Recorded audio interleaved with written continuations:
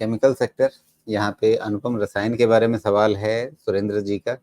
और इन्होंने पूछा है कि अनुपम रसायन पर आपका लंबी अवधि का नजरिया कैसा है। और इन्होंने खरीद रखे हैं 868 के भाव पे, 300 शेयर हैं इनके पास।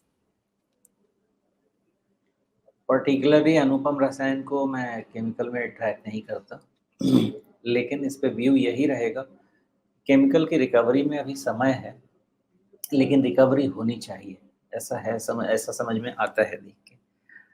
इनका हाल तो ऐसा है कि सपोर्ट कहीं आसपास मिल जाना चाहिए। अनुपम रसायन का एक बार क्विकली रिजल्ट अगर मैं देख लूं, अनुपम रसायन नहीं, अभी भी रिजल्ट के अगेंस्ट जो वैल्यूएशन है वो कंफर्टिंग नहीं है। कम से कम 10% कंफर्टिंग नहीं है, अप टिल 20% का डिस्कम्फर्ट है। तो इस लेवल पे तो मुझे नहीं लगता कि मैं अपने पैसे को यहाँ लगाना चाहूँगा 750 पे।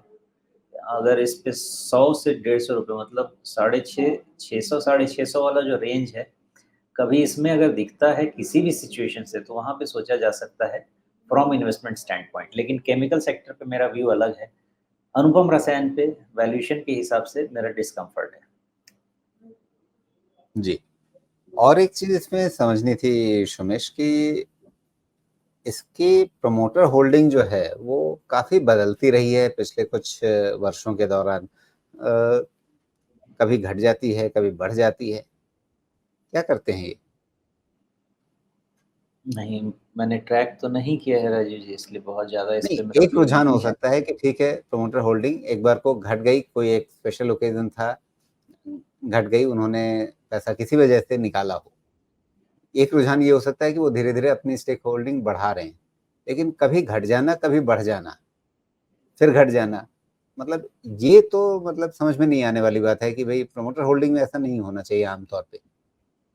नहीं, मैं इस डेटा को बैलेंस करने की भी कोशिश कर रहा हूँ in between promoter FIDIs and public में कोई बड़ा शेयर होल्डिंग के कहीं आदान-प्रदान में भी है क्या? क्योंकि फंड रेज़ करने के लिए वैसा आप कर सकते हैं ना, जी लेकिन वहाँ पे भी ये डेटा कोई मैच बैठ नहीं रहा है, इसलिए इसका कोई एक्सप्लेनेशन अभी तो नहीं मिलेगा। जी,